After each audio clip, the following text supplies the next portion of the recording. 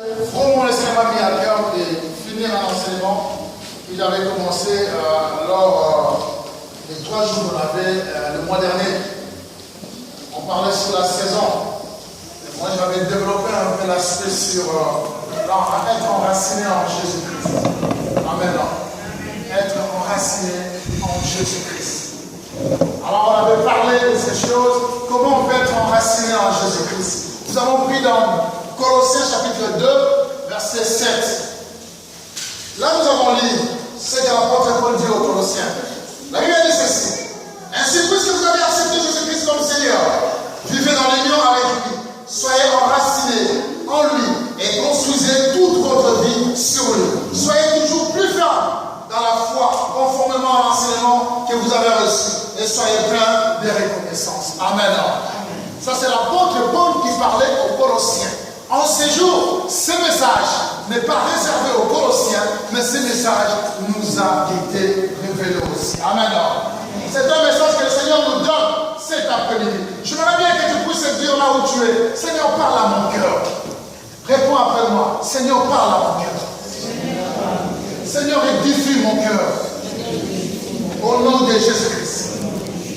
Amen. Être enraciné en Christ, suite et fin. Je vous ai dit une chose, que je devrais développer, enraciner et construire. Nous avons débuté en parlant aussi être enraciné en Christ. L'apôtre Paul dit, ainsi plus que vous avez accepté Jésus comme Seigneur et Sauveur, vivez dans l'union avec lui. C'est que l'apôtre Paul a tourné de la part des chrétiens de Colosse, que ces chrétiens-là puissent vivre en communion avec Jésus-Christ.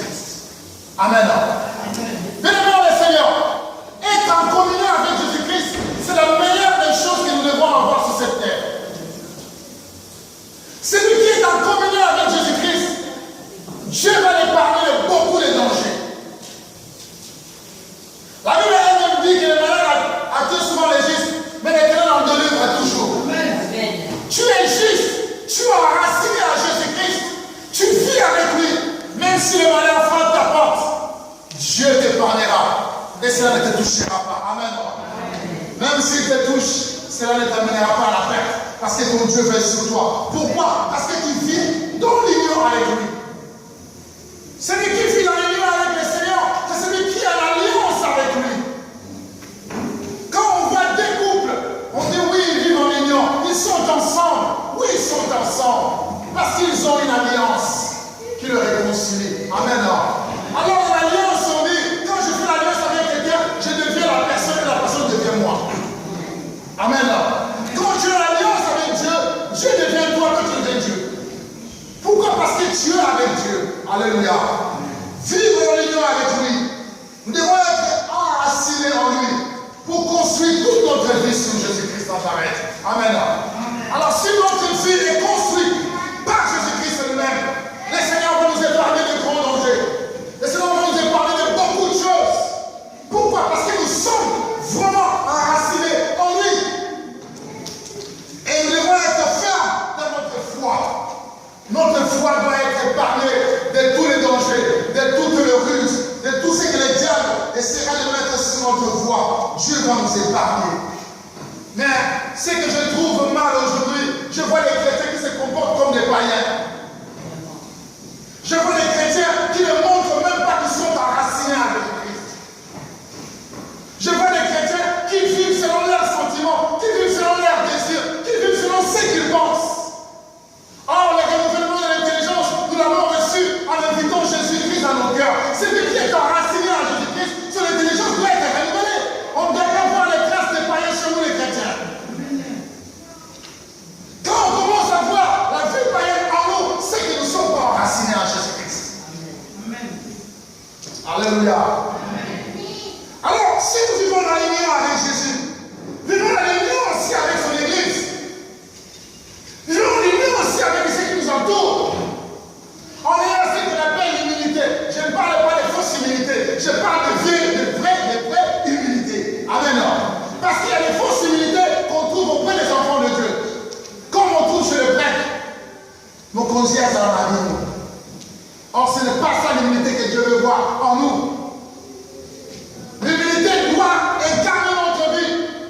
Pourquoi? Parce que nous sommes enracinés en Jésus-Christ. Lui qui est Dieu humble lui-même, il n'a pas regardé sa position supérieure. Il est venu sur terre pour mourir et nous sauver. Amen.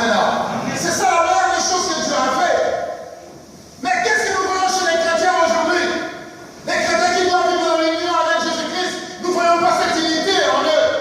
On trouve la jalousie au milieu des chrétiens. Ils essaient de devenir comme les autres. Non, bien-aimé, dans ta vie, ne cherche pas à devenir comme l'autre. J'attire ton attention, ne cherche pas à devenir comme l'autre. Si tu cherches à devenir comme l'autre, tu vas faire beaucoup de bêtises. C'est là où la jalousie arrive. Cherche à devenir comme Jésus-Christ.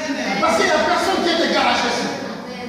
Celui que tu cherches à imiter est infaillible. Infaillible, pardon. Or, le Seigneur lui-même est infaillible. Ne cherche pas à devenir comme l'autre. C'est ainsi que tu deviendras jaloux. Amen. Accepte l'autre comme tu le connais. Accepte l'autre comme il est.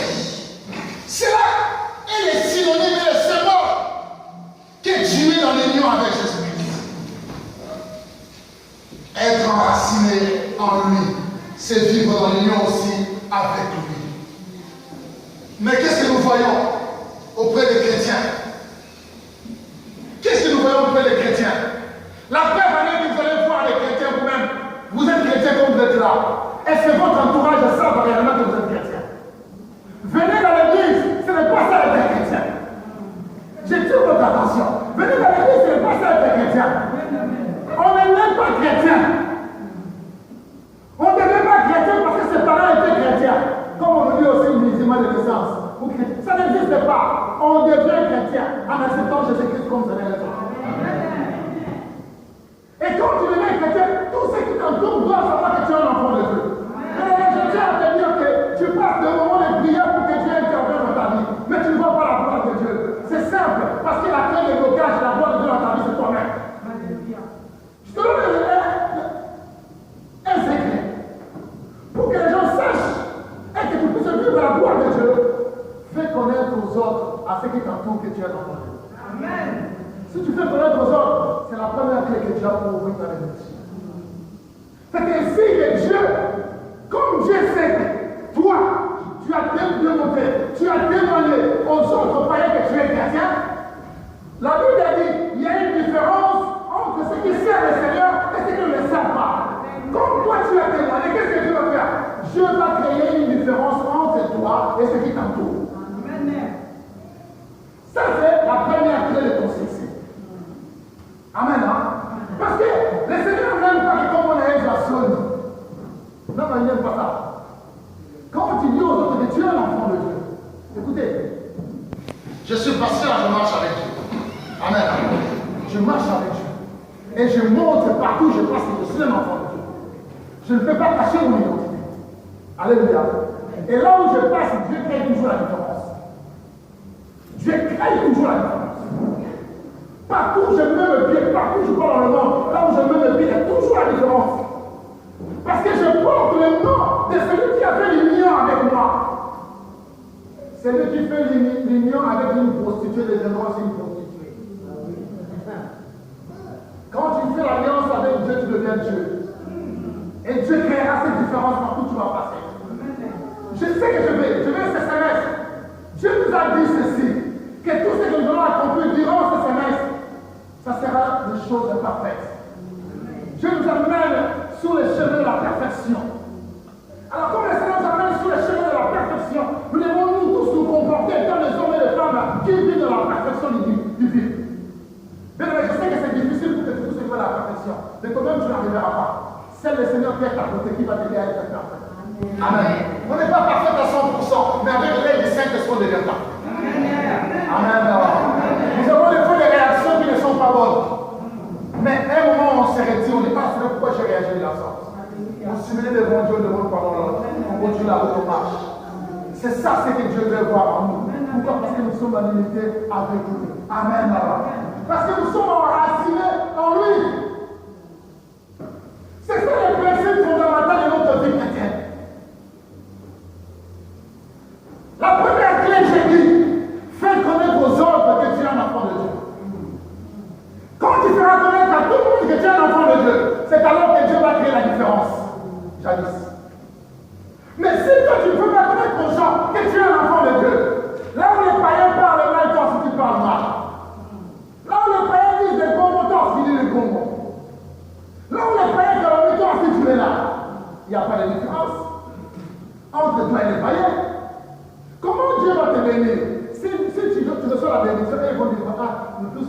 béni. Hein. Ce n'est pas, je tiens à te dire que cette étude-là, ce n'est pas la bénédiction de Dieu. C'est ce qui a été prévu déjà universellement que tu dois en vivre. Parce que ce qui t'attend, c'est la grande bénédiction que Dieu a prévue pour toi. Tu n'as pas encore obtenu ce que Dieu a préparé pour toi. Tu n'as pas encore obtenu. Je tiens à te dire. Parce que ce que Dieu a préparé pour toi, tu ne l'as pas encore obtenu. Tu vas l'obtenir quand tu vas dire aux autres que j'appartiens à Jésus-Christ. Que je suis à lui. Je marche avec lui. Et ton maître, qu'est-ce qu'il viendra? Il viendra poser sa gloire sur toi. Et il y aura une différence. Amen. Amen. Amen. Amen. La deuxième des choses, la deuxième clé, pour être béni par le Seigneur, il faut avoir une vie comblée. Amen.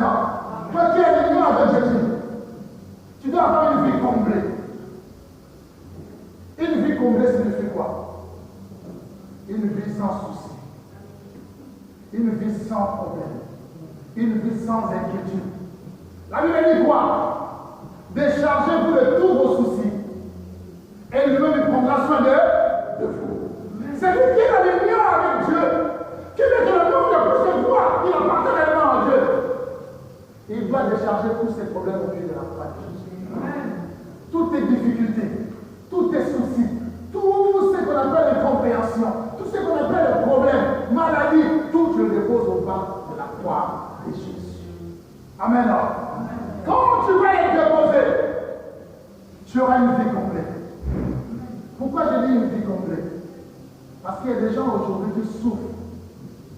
Ils ont des problèmes dans leur cœur. Ils ont des difficultés. Ils n'arrivent pas à s'en sortir. Et ça commence à créer des soucis. Des fois, ils restent tranquilles. Ils n'arrivent pas à accepter l'élévation de l'autre. Mais ils souffrent. Ils souffrent au fond de lui. Vous savez, la jalousie peut créer un peu de maladie. Ça peut créer de véritables maladies en fait. Ça peut même donner les insomnies. Jusqu'à ce que tu arriveras à faire l'AVC. Évitez cela. Si tu es en union avec Jésus, tu auras une vie complète. Vous savez, celui qui a une vie complète, c'est influencer aux autres. Il influence les autres à avoir une vie complète. Écoutez, tu as des problèmes avec ton mari. Parce qu'au travail, il y a ceux qui se rencontrent. Moi, mon mari, il me fait ceci. Fais-lui aussi comme ça. Moi, il ne joue pas. S'il joue, maintenant, ciseaux. Alors, toi aussi, tu prends ça. Tu arrives chez toi. Jacqueline avait dit c'est quand son mari fais ça. Fais-les, tu vas voir. C'est là où tu vas ouvrir la porte au diable. L'impudicité va entrer dans ta famille. Et la porte sera ouverte pour déstabiliser ton couple. Bienvenue dans le Seigneur. Avoir une vie comblée au Seigneur. Quand tes amis te disent des choses comme ça, que ça soit au travail, la meilleure chose à faire, c'est quoi? Écoutez-moi très bien. C'est de dire à ton ami ce que Dieu peut faire dans sa vie. Vous savez, quand Dieu permet que les gens viennent te voir pour te parler de leurs problèmes, ils ne viennent pas pour que tu puisses entendre que ça sort là. Quand Dieu permet que quelqu'un vienne te voir te parler de ses problèmes, c'est que Dieu t'a ouvert pour résoudre ses problèmes. Dieu t'a ouvert pour ça. C'est pour cela que tu écoutes. Et surtout le milieu du travail. C'est un milieu où, quand on donne un conseil, ça s'exécute directement. Et la personne comprend que tu es avec Dieu. Parmi tous mes collègues du travail, personne n'est venu voir moi sans trouver la solution. Ça fait 2 ans que je suis à la maison, à la semaine du travail, mais je reçois toujours les appels de mes collègues. Tous leurs problèmes. Pourquoi? Parce que je leur ai montré qui j'étais. Amen. Nous devons montrer aux autres qui nous sommes. Que nous avons une vie complète parce que nous sommes en union avec le Christ. Amen. Quand tu es en union avec le Christ, tu es déjà enraciné en lui. Je vous ai dit, celui qui est enraciné en lui, ses racines foncent là où il y a les courants d'eau. J'aimerais bien que vous compreniez ce que je veux vous dire. Quand tu es en alliance avec Dieu, tu es un arbre planté près d'un courant d'eau. Et tes racines vont là où se trouve, dit Jérémie, là où se trouve le courant d'eau. Vous connaissez les courants d'eau? C'est fort, hein? Quand il y a un courant d'eau, hein? Ça bouge tout, hein? Mais essaie un peu de voir que toi, tu es les racines de ton arbre, de ta vie, sont là où se trouve le courant d'eau. Donc ça signifie quoi? Ça bouge toujours. Quand l'eau passe comme ça, les racines font le mouvement. Vous comprenez un peu? L'eau, ça donne des pressions. Quand il y a des vagues, ça bouge. Mais les racines restent toujours là et tirent la nourriture pour que l'arbre puisse se monter.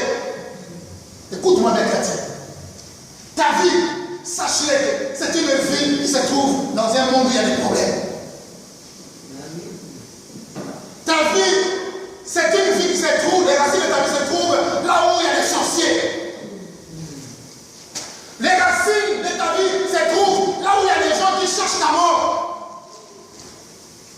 Les racines de ta vie se trouvent là où il y a des gens qui veulent même que tu puisses disparaître de ce monde. Les racines de ta vie se trouvent là où il y a des gens qui veulent même que tu n'existes pas. C'est là où se trouvent tes racines, où les gens veulent que tes business, tes affaires, tout ce que tu fais, ton travail, que l'église puisse être détruite. C'est là où se trouvent les racines. Et la Bible dit, c'est là où tu pousseras la nourriture. Amen. Tu ne prendras pas la nourriture là où il y a la paix, la joie. Tu te trompes. Tu te trompes, bien aimé Seigneur. Amen. Dieu t'a rendu capable d'aller là où il y a les turbulences. Amen. Parce que tu es chrétien. Là où il y a les turbulences, là où tu tires, tu puisses ta force. Amen. Vous savez, le fait Molo t'a dit une chose. Tu fais de mes combats des combats. Tu fais de mes défis des défis. Donc cela signifie quoi? Cela signifie que là où se trouvent mes racines, ce n'est pas moi qui prends la nourriture. C'est Jésus lui-même qui prend la nourriture. Là où il y a la turbulence, il me donne pour manger. Moi, mon travail seulement, c'est d'être là où il y a les courants d'eau. Même si ça bouge, ne crains pas le danger. Jésus, le bon berger, est là. Même si tu as perdu des centaines de milliers d'euros, même si tu as touché à la Banque de France, ne crains pas. Jésus est là. Amen. Tu vis peut-être mieux que les gens qui ne sont pas affichés. Pourquoi? Parce que là où se trouvent tes racines, c'est Jésus qui est là. Pourquoi tu crains? La seule chose que tu dois comprendre, c'est de prendre une décision personnelle. Dis oui Seigneur, j'ai compris ce que tu m'as dit. J'abandonne la vie que je menais, je me donne à toi, je vais rester dans l'union avec toi, je vais dire aux autres que je suis chrétien. Et je vais marcher tous les jours avec toi, parce que je sais que je ne manquerai de rien. Le psalmiste a dit, l'Éternel mon berger, je ne manquerai de rien. Pourquoi tu as peur? Laissez-le parler. Laissez-le dire, si dans ta vie il n'y a pas de combat, c'est que tu n'es pas chrétien. Amen. Si dans ta vie il n'y a pas de combat, quand je n'ai pas de combat dans ma vie, moi je me dis si je suis vraiment sain. Si je mange mal à la sanctification. Quand je n'ai pas de combat, je me dis est-ce que je suis vraiment bien? Les combats doivent être toujours là. Mais c'est notre permet le combat pour nous pousser encore à aller plus loin avec lui. Il faut que les combats soient. C'est ainsi que les gens vont voir que tu appartiens à Dieu. Comment le diable a dit que Jésus-Christ sera vaincu? C'est à partir d'un combat. Vous comprenez un peu? C'est à partir d'un combat. Revenons vers Jésus, le Seigneur. Revenons vers lui. Nous sommes en union avec lui. Depuis que tu l'as accepté, il est venu. Jésus n'est pas loin de toi, il est en toi.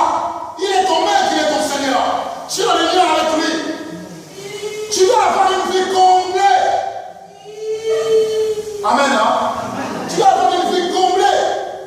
Si tu n'as pas une vie complète, c'est difficile que tu puisses vivre dans la grâce divine. Une vie complète, je vous ai dit, c'est une vie sans souci. Amen. Même si je n'ai pas l'argent, qui saura que je n'ai pas l'argent? Ça peut t'arriver, tu manques 10 euros. Qui saura que tu manques 10 euros? Toi qui manques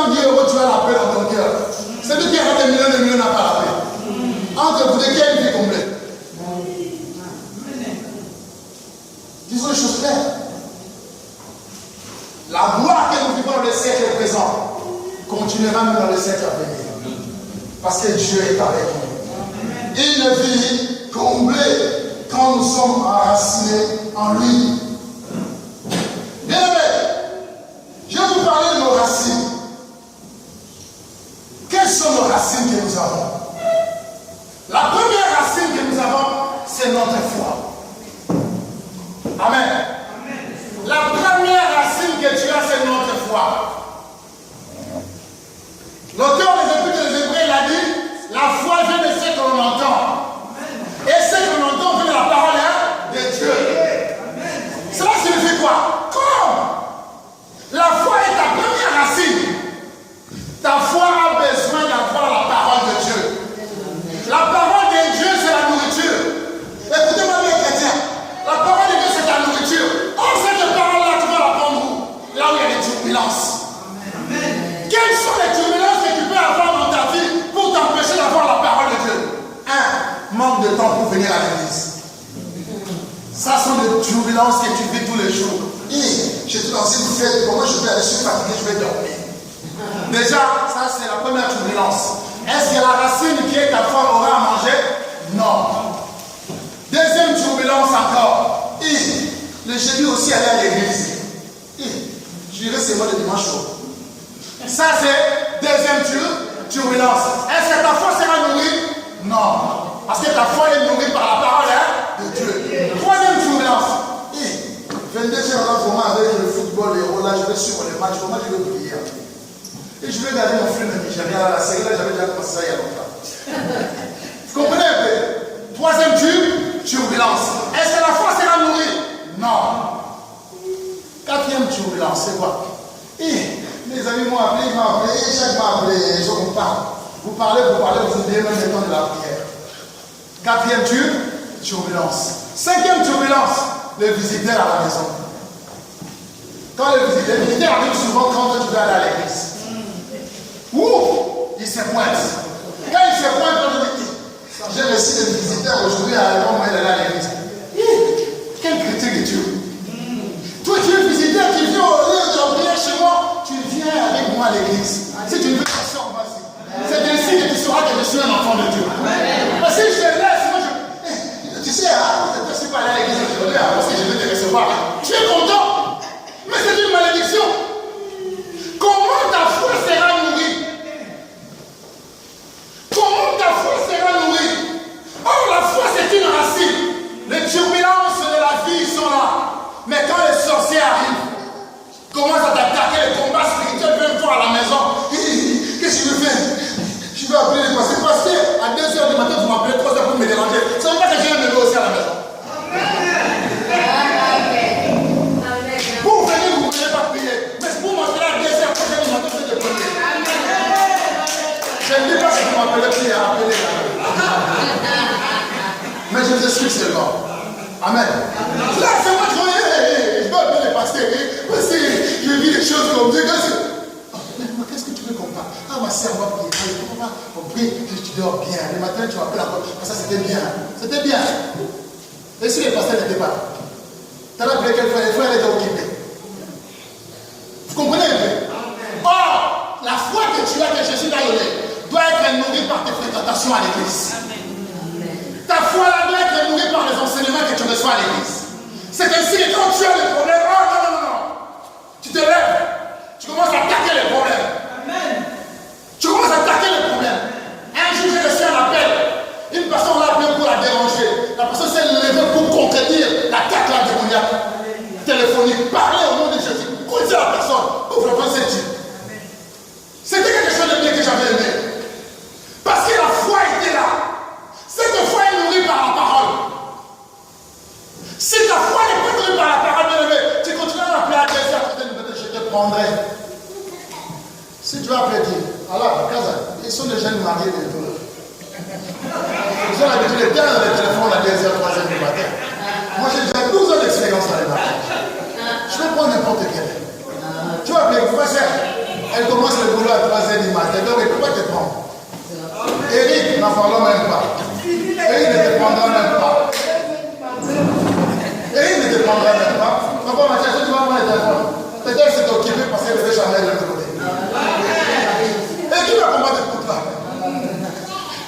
je te chasse au nom de Jésus-Christ qui est passé vers l'avenir. Quand Jésus-Christ est passé vers l'avenir, sa foi n'est pas nourrie. Amen. Bien aimé, nous avons passé à peu près 1 mois et demi avec nos pannes, des moments avec des pannes ici. J'ai vu même des soeurs qui sont venues de loin, arriver chez eux pendant la grève, avec des enfants pour prier ici. On priait, il n'y avait pas de chaise. Chacun priait. Et ils ont nourri leur foi. Amen. Mais toi, tu vas nourrir ta foi avec quoi? Oh non, j'étais au travail, je n'ai pas pu venir. Il y a des gens au moins qui te travaillent là-bas, ils viennent directement. Qui te travaille, ils viennent directement. Pour prier. Ta foi doit être nourrie. Mais il ne faut pas avoir une foi seulement qui parle. C'est pas la foi qui parle, il y en a beaucoup. Vous savez ça? Les 5 filles de Sédora avaient aussi la foi, non? Vous savez, la foi c'était basée sur quoi? La foi c'était basée sur Jésus-Christ que Paul prêche. Mais il n'y avait pas l'union avec ce Jésus-Christ-là. Il y a des gens qui ont la foi par rapport à Jésus-Christ qu'on prêche ici. Mais ils n'ont jamais fait une rencontre personnelle avec le Seigneur. Quand ils se retrouvent devant les difficultés, au nom de Jésus-Christ que les pasteurs viennent à prêcher, ça n'a pas d'efficacité. C'est ton union avec Jésus-Christ qui rendra le nom de Jésus-Christ qu'on prêche efficace. Pour que les démons, les puissances occultes, tous ceux qui combattent ta vie puissent fuir. Amen. Là, les amens ont diminué. Dites amen, maman prêche. Allez, dites amen là. Dites maman prêche, maman prêche. Dites maman prêche, maman prêche. Ça diminue là. Ah, c'est pas fort. Ah, vous voyez, hein. Dites prêche, dites encore, je m'entends.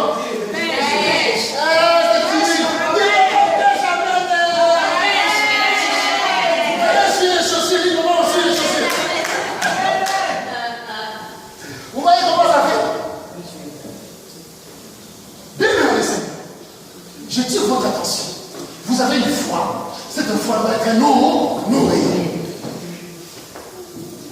Quand la foi est nourrie, même s'il y a des obstacles, tu seras toujours ferme. Amen. Tu ne vas pas bouger. Amen. Tu es enraciné en Jésus-Christ. Croire en Christ, c'est placer en lui entièrement la confiance. Et cette confiance vient quand tu connais le Christ. Et comment devons-nous connaître le Christ si nous ne sommes pas enseignés? Alléluia. Amen. Si nous ne sommes pas enseignés. Comment devons-nous connaître le Christ si on ne nous a pas parlé de ce Christ-là? Tu connais bien ton mari, c'est que ton mari aime ce qu'il n'aime pas parce que tu le fréquentes, parce que tu es souvent avec lui.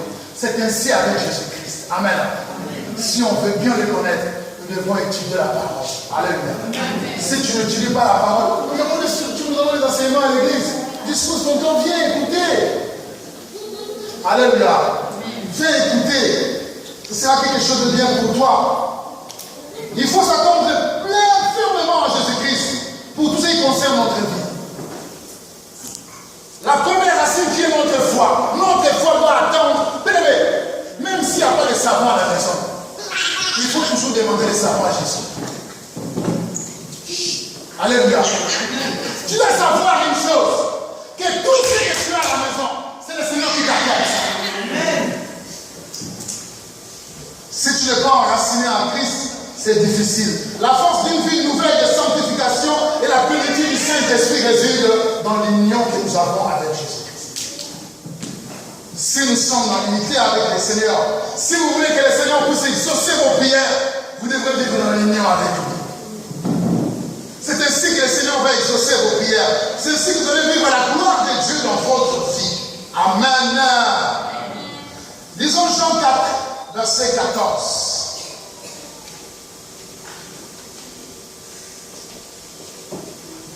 Ça, on va partager ça les jeudis. Celui qui boira de l'eau que je lui donnerai n'aura jamais soif.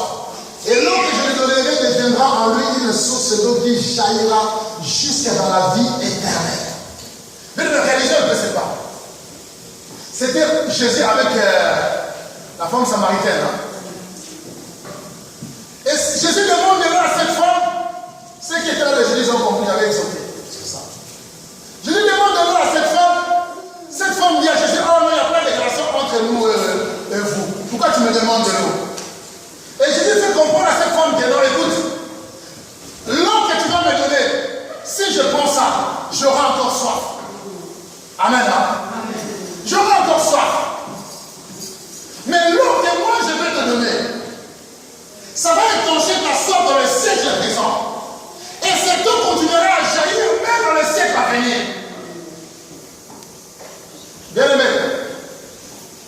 J'aimerais que tu puisses comprendre une chose.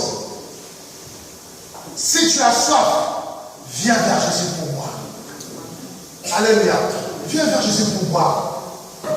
L'intensité de cette parole réside où? Réside sur l'efficacité de l'eau que Jésus donne. Non sur l'efficacité qui se trouve dans l'eau qui est dans le puits. Parce que l'eau qui se trouve dans le puits là, écoutez-moi très bien, cette femme avait l'habitude de venir appeler les autres femmes. Amen. Pourquoi? Parce qu'elle était prostituée. Alors comme elle était prostituée, elle ne pouvait pas être avec les autres femmes mariées. Parce que les autres femmes mariées avaient l'habitude de partager leur expérience en puisant de l'eau le matin à 5 h du matin. Vous comprenez un peu? Alors elle venait au milieu de ces femmes-là, et en plus, cette même femme sortait avec le mari de certaines femmes qui étaient là. Vous comprenez un peu?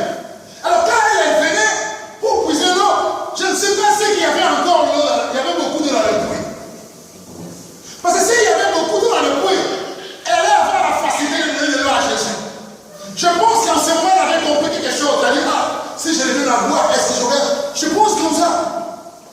Mais je lui fais comprendre à cette femme que l'eau que tu cherches, je peux le boire et j'aurai soif. Mais l'eau que je vais te donner, tu n'auras pas soif. Écoutez la réponse de la femme. Donne-moi cette eau-là pour que je ne revienne plus sur ce puits. Vous comprenez un peu? Donc, il cherche la Seigneur, bénis-moi pour que je puisse montrer aux autres que moi, je ne viendrai pas dans les réunions. Est-ce qu'elle m'a compris? Quand il vient pas que moi, je viens dans ce puits-là, c'est là quand tu donneras de l'eau, quand tu donneras cette eau-là, quelqu'un ne donnera plus soin de venir ici, je ne viendrai plus, je ferai le matin vide. Je montrerai aux autres de quoi je suis capable. Il est maintenant l'orgueil là, il n'est que rien. Amen. Vous voyez là où l'orgueil finit? Quand tu le trouveras dans une caisse. Quand tu ne voulais pas que les gens te lavent, c'est en ce moment-là que les gens commenceront à te laver. Amen. Toi qui refais des fois que les moustiques arrivent, mais l'astico viendront te bouffer. Ma poussou a ouvert le lien. Ton orgueil là n'a pas de sens. Donne-moi ça pour que je... Non. Ce que le Seigneur voulait, ce n'est pas d'écarter cette femme des groupes des autres femmes.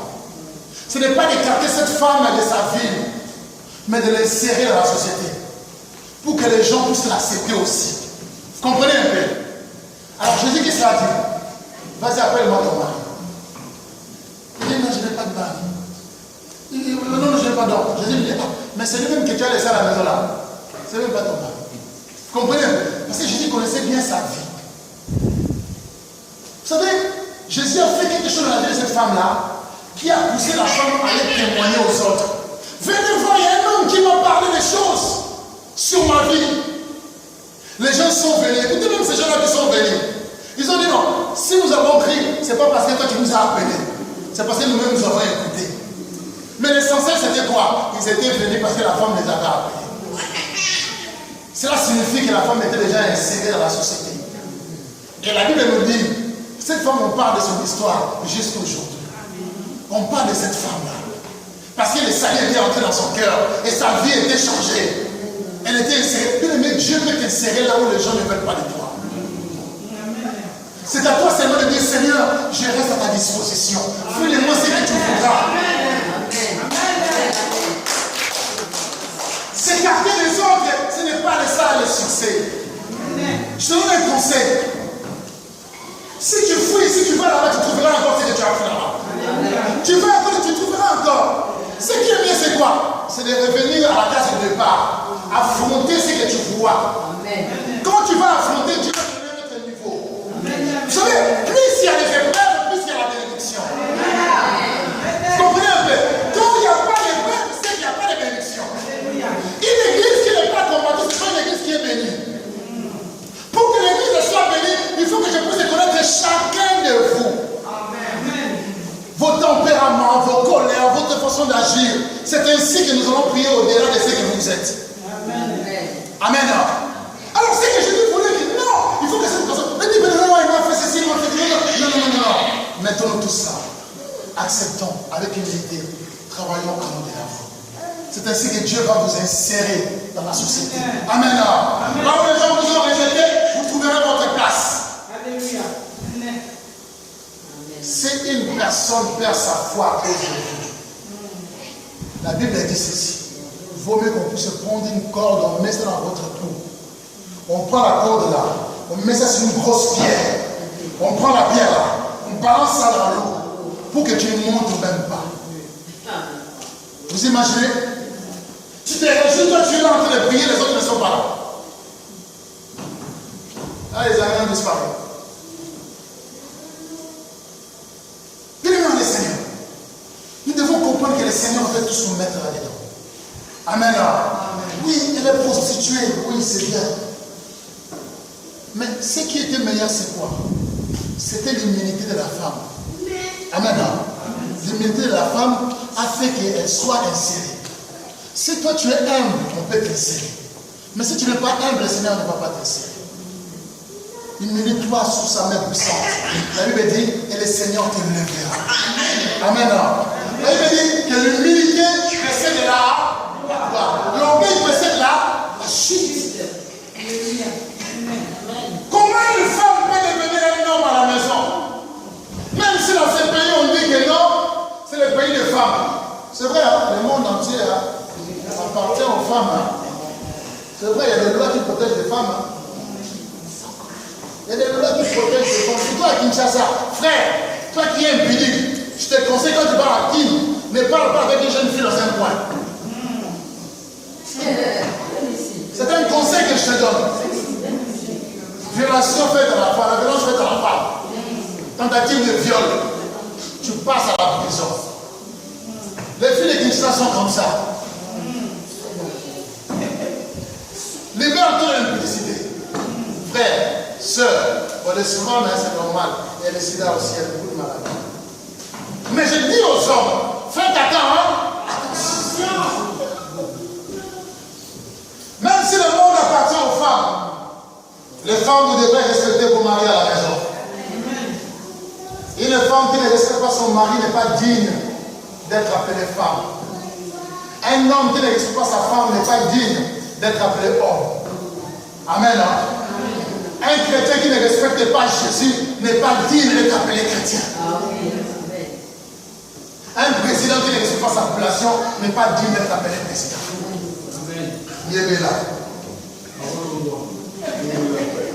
Amen. Amen.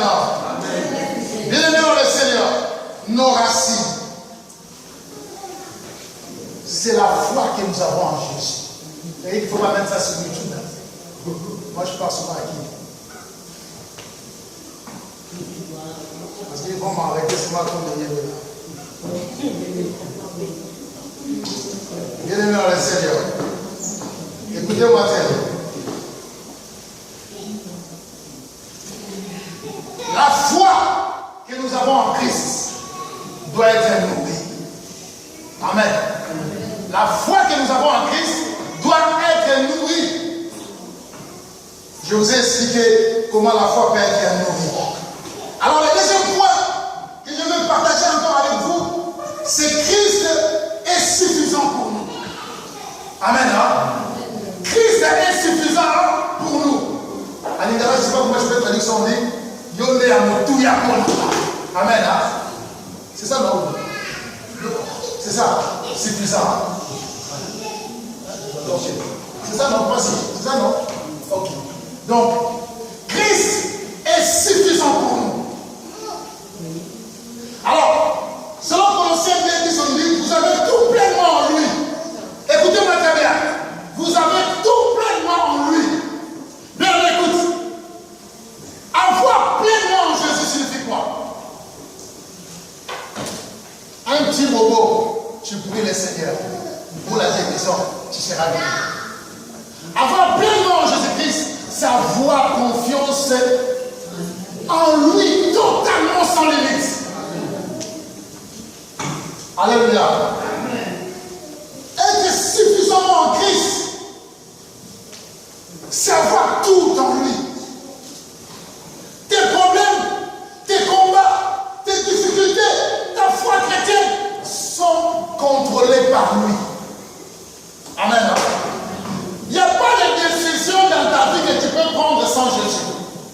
tu es suffisamment en lui. Si tu vois que dans ta vie, tu prends les décisions sans consulter Jésus, c'est que tu n'es pas encore suffisamment en Jésus-Christ. Amen. Il faut être suffisamment en lui avant de décider des grandes décisions de ta vie. Tu dois la prendre qu'avec lui. Mais il y a aujourd'hui des gens qui prennent des grandes décisions de leur vie par sentiment, par émotion. Il y a beaucoup de chrétiens qui sont devenus des chrétiens pousse-pousse. Des gens qu'on le pousse seulement par des amis. Des gens qu'on le pousse seulement comme ça pour prendre des... Non, ne sois pas ainsi. Alléluia. Que les gens ne te poussent pas. Laisse le Saint-Esprit te pousser pour prendre une décision.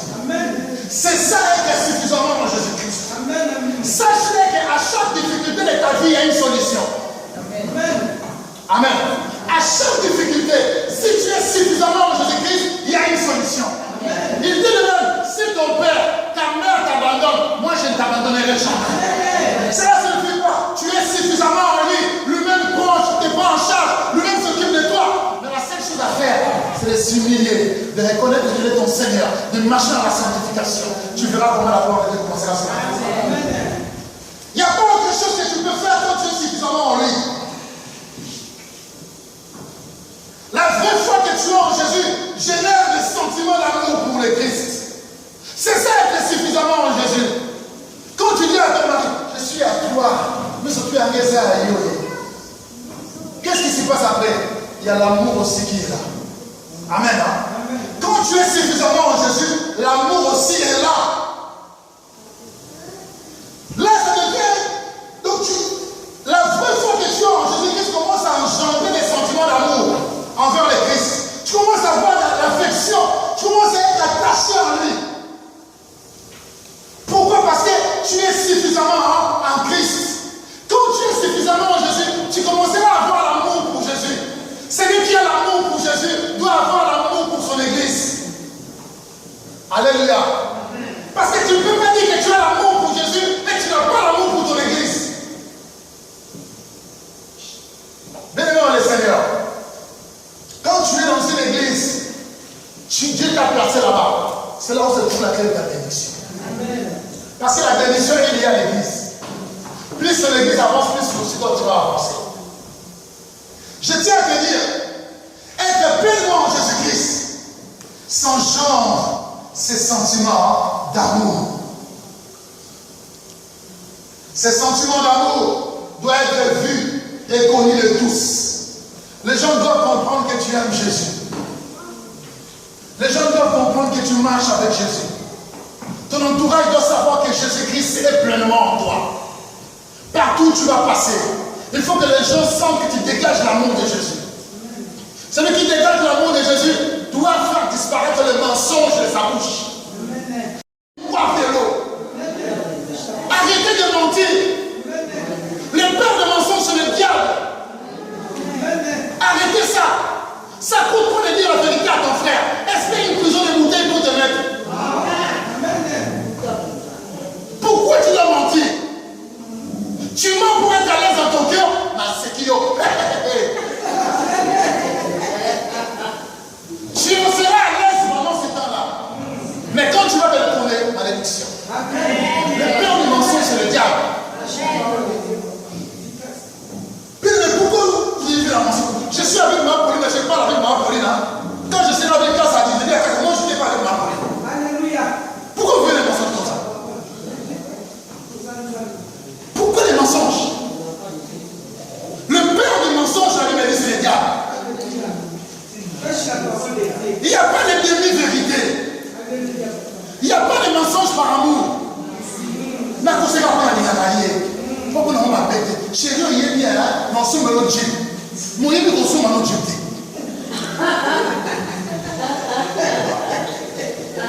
Mensonge par amour, c'est des mensonges. Pourquoi les chrétiens fuient dans le mensonge? Que ce soit les hommes de Dieu fuient dans le mensonge. Vous devez arrêter les mensonges. C'est une porte pour que les diables puissent vous terrasser. Quand tu es pleinement en Jésus-Christ, éloigne le mensonge. Je n'ai rien à faire avec patience si je dis la vérité. C'est ma soeur. Ma soeur, pour nous, on a s'appelé le gouvernement bientôt, vous allez gagner. c'est la question de mon là, c'est qui tombe pour nous, très bien, bien préparé. Tout dans mon cœur, je sais que c'est pas bon. Ça, c'est l'exemple que je prends seulement. Mais c'est pour vous dire que arrêtez ça. Arrêtez ça, bien dans le Seigneur. Si tu es enraciné à Jésus-Christ, ne manque pas pour faire plaisir à Eric ou à lui. Est-ce que vous comprenez là? Ne manque pas pour faire plaisir à moi qu'à toute manière. Ou à pas Gilles ou à passer. Non! Dis la vérité. Ça ne va pas faire disparaître les choses. Ça va plutôt vous attirer vers le Christ. Vous comprenez un peu? La vérité nous attire encore, nous amène encore auprès du Christ. Ce n'est pas en mentant qu'on pense qu'on doit aller encore tout près du Christ. Non. Ça nous éloigne de Dieu. Alléluia. Alléluia. Et la Bible dit que le père du mensonge, c'est le diable. Celui qui a les sentiments d'amour pour Jésus-Christ ne doit même pas mentir le Seigneur. Si tu mens, c'est lui qui est en face de toi. Tu crois que tu mens seulement à cet homme. Non, tu mens en Dieu. C'est à Dieu que tu es en train de mentir. Comment tu peux dire que tu as l'amour envers ton frère et que toi tu mens? Tu cherches à le détruire en mentant. Après tu dis que tu es un enfant de Dieu.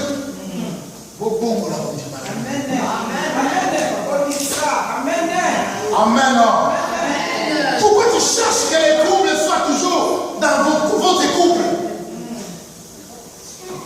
Pourquoi tu cherches toujours l'incompréhension soit toujours dans votre famille? Même si tu es séparé avec les papas et les petits-enfants, pourquoi tu cherches toujours à avoir des querelles avec lui? Après tu dis Alléluia. Quel Alléluia que tu fais en vie là? Comment cet homme va se convertir si toi-même tu ne montres pas que tu es converti? Amen. Tu es là. Je suis en Jésus. Après tu arrives à nous faire le beau là. Il fallait le coup. Et tout ça. Tu dis que tu es un enfant de Dieu. Vous avez déjà expérimenté ce que la musique mondaine fait en nous et ce que la musique chrétienne fait. La musique mondaine trouble. La musique chrétienne apaise. Celui qui est loin par Dieu, quand il chante, ça pèse. Voilà pourquoi quand David chantait pour Saoul, Saoul s'est calmé. Tu aimes Dieu? Arrêtez de mentir. Amen. Amen. Pardon là, Seigneur.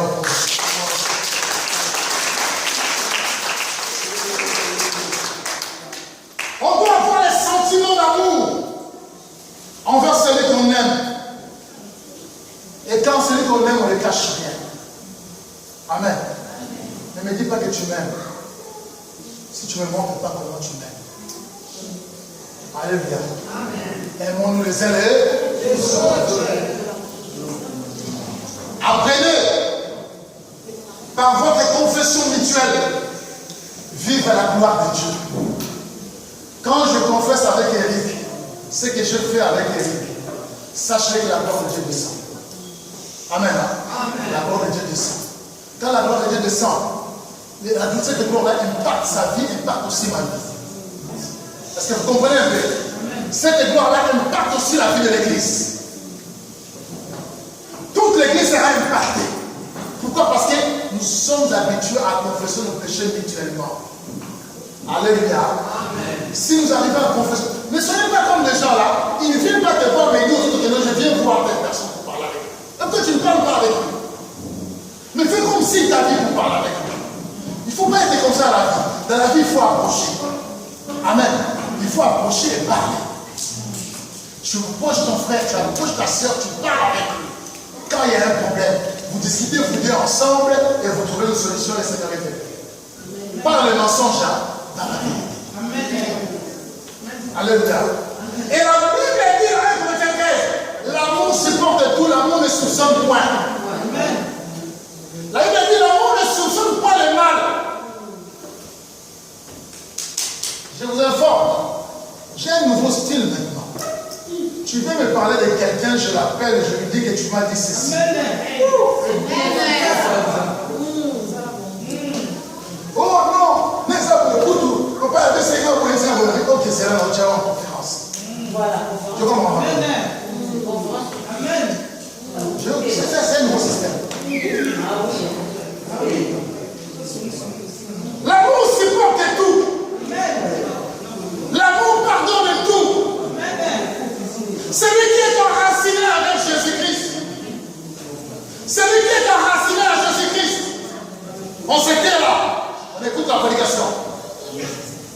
L'amour supporte tout. L'amour pardonne tout. Vous comprenez un peu? Alors quand tu es dans l'amour avec Jésus, supporte celui qui est à ta gauche et à ta droite. Amen. Vivez dans l'harmonie. C'est ce que le Seigneur attend de nous.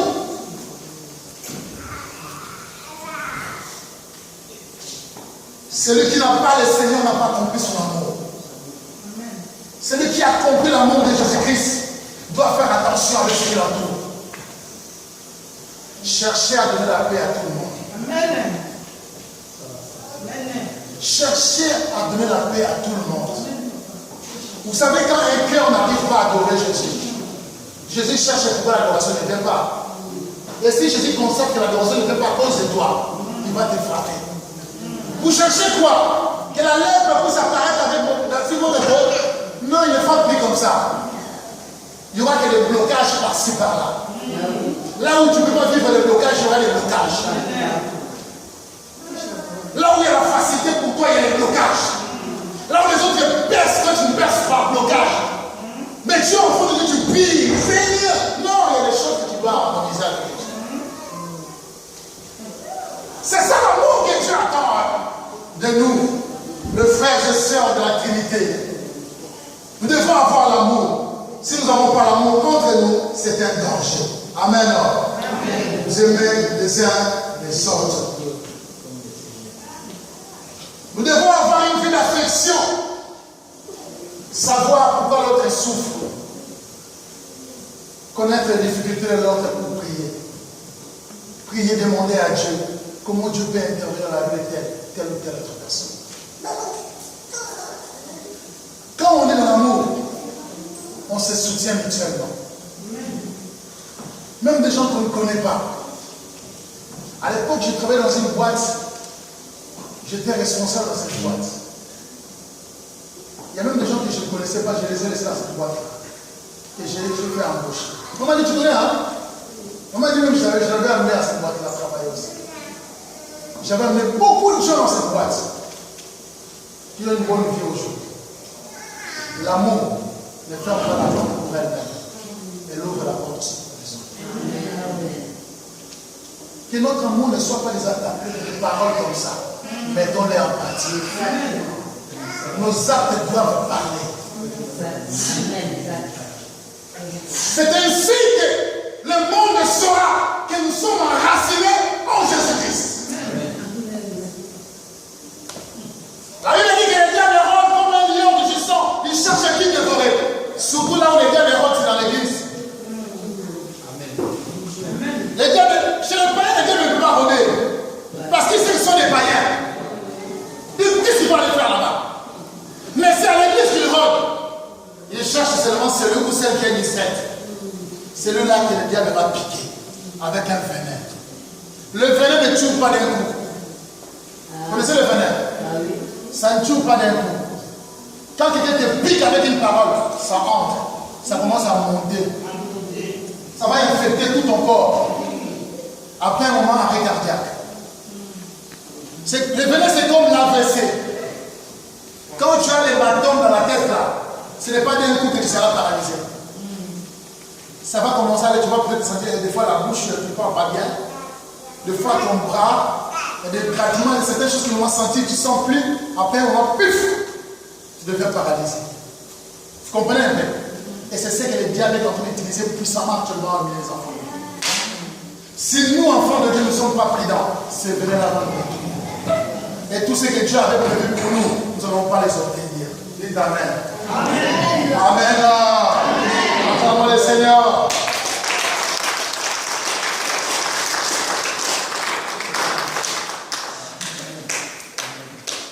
Bien-aimés dans le Seigneur, l'attachement. Aujourd'hui, je vais m'arrêter là sur l'attachement. La Bible dit ceci. C'est une chose grave que tu tombes sous le jugement de Dieu. Amen. Je répète bien. Écoutez avec moi. C'est une chose grave que tu tombes sous le jugement de Dieu. Or, nous, enfants de Dieu, nous ne sommes pas appelés à tomber sous le jugement de Dieu. Est-ce que vous comprenez un peu? Nous ne sommes pas appelés à tomber sous le jugement de Dieu. C'est vrai, nous serons jugés. Mais nous serons jugés pour des bonnes œuvres. Vous comprenez un peu? C'est pour la récompense que nous serons jugés. Tu as bien travaillé, tu n'as pas bien travaillé. C'est ainsi que nous serons jugés. Après l'enlèvement, dans les airs. Amen. Mais les jugements, que la Bible dit ceci, que c'est une chose grave de tomber sous le jugement de Dieu, ça sont les gens qui te font la gueule. Quand ils tombent sous le jugement de Dieu, Dieu les terrasse. N'arrive pas à un niveau de vie de prier pour que Dieu pose son jugement sur tes ennemis. Parce que le jugement de Dieu peut tuer beaucoup de gens. Ne priez pas comme ça. Ça m'est arrivé à prier comme ça. Les résidents n'étaient pas bons. Il y avait la mort qui était derrière. Et j'aime pas faire cette prière. Et je conseille l'église de ne pas faire ça. Même si tu as des problèmes avec quelqu'un, ne dis pas Seigneur, Jésus m'a un foyer, bête à film, ne dis pas ça. Ne dis jamais ça. Amen. Hein? Mais sache-le, quand tu ne dis pas ça, c'est Dieu lui-même qui établira sa justice. Voilà pourquoi, toi qui es enraciné en lui, tu es attaché aussi à lui. Quand tu souffres, c'est le Christ aussi qui souffre. Alléluia. Quand tu souffres, c'est Jésus-Christ aussi qui souffre. Déchargez-vous de tous vos soucis. Et il prendra soin de vous. Aujourd'hui, je m'arrête là. Nous allons continuer prochainement. J'aimerais que nous puissions prier. Là où tu es, lève-toi, nous allons prier.